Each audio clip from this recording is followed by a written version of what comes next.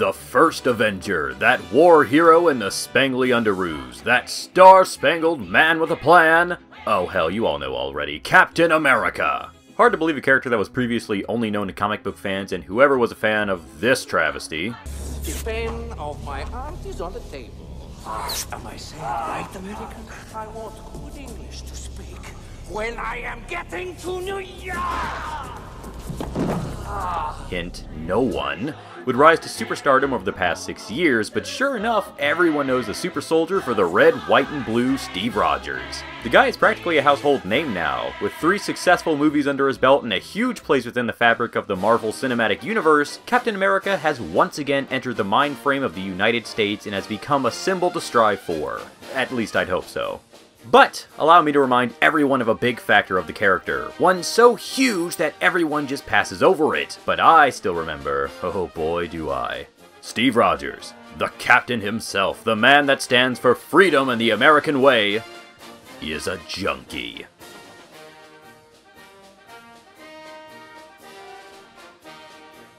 That's right, your patriotic hero dressed in the Stars and Stripes onesie is a government-sponsored drug addict.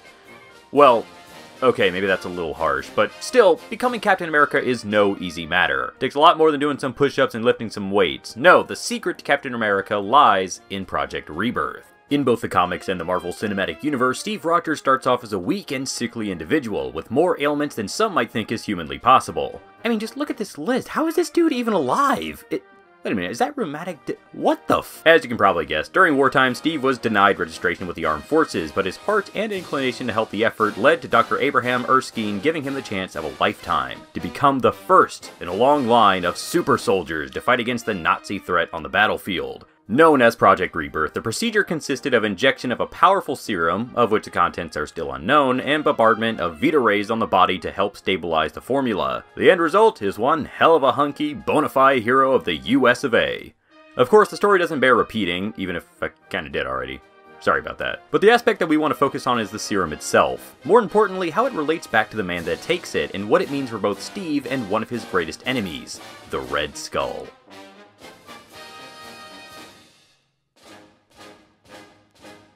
One of the takeaway aspects of the serum from the first Avenger is that it elevates every aspect of the subject and brings them to the peak of their natural ability. Obviously strength, speed, agility, all that jazz, but what seems to be the main point here is the person's inclination.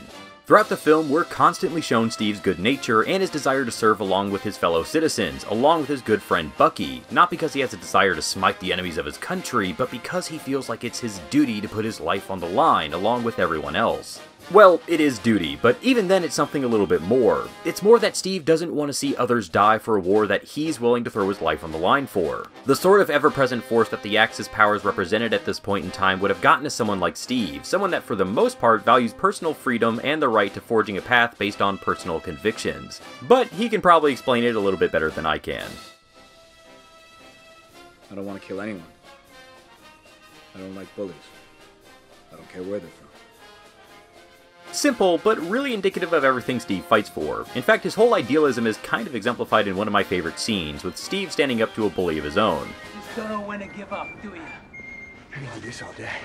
This scene is pivotal. It sets everything you need to know about Steve Rogers up. While some people are in it just for the glory and the thrills, Steve has an innate desire to fight his own battles. Many times throughout the films, he and several other characters talk about how he's too thick-headed to run away from a fight, his own response being to plant himself down and continue to fight back. They can't say no forever, after all. This is kind of where the serum comes into play. Remember all that talk about simply wanting to help in the effort? Steve is too proud and too convicted to let others do the fighting for him. All he really wants to do is help out in the war effort, but once that serum comes into play, Steve becomes something a lot more. He's not just a soldier, though he would never admit that, he's a leader. He's a beacon to everyone else to follow the stand against tyranny and against bullies. Whereas before he simply wanted to help, now he carries the effort on his shoulders, hefting the weight of the effort and supporting it with the simple conviction that the weak can push back against the entitled and the overbearing. The serum isn't so much as just a magic plot device to make the hero...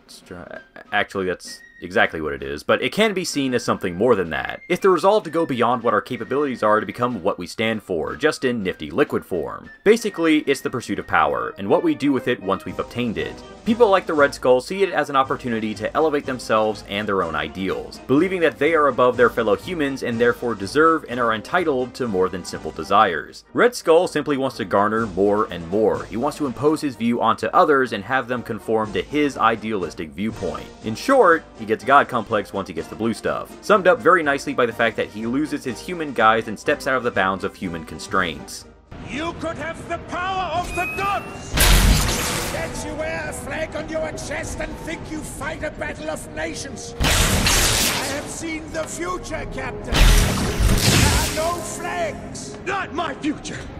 By losing his face and embracing his shiny crimson dome, Schmidt sheds regular human morality and goals, focusing his eyes on the consolidation of ultimate power, something seen as unobtainable to anything but the gods, whom he sees himself as a part of. It's narcissism, sure, but at the same time simply a broadening of perspective in the face of obtaining power. Is it corruption, or is it simply a differing form of enlightenment for the character that there is more, and so therefore he has the power to gain more? In essence, both characters seek some form of unity, but they approach it in different manners based on the power they receive and the respective surpassing of human limitations. Schmidt becomes obsessed with further passing of human constraints and has his eyes set on godly rights and affairs, while Steve maintains his own earthly convictions and seeks to help humanity planted in our current condition. One wants to impose the idea that we should sacrifice our earthly and human ideals, and the other attempts to keep the human condition alive and have us move forward and closer within the bond of the human race. So, what do you guys think of our assessment? Let us know in the comments down below, and don't forget to stick with the Hybrid Network as we continue to explore and dissect your favorite entertainment media in a more critical light. This is Luke, and we'll catch you next time on Behind the Screens. When Captain America throws his mighty shield, all those who chose to oppose his shield must yield.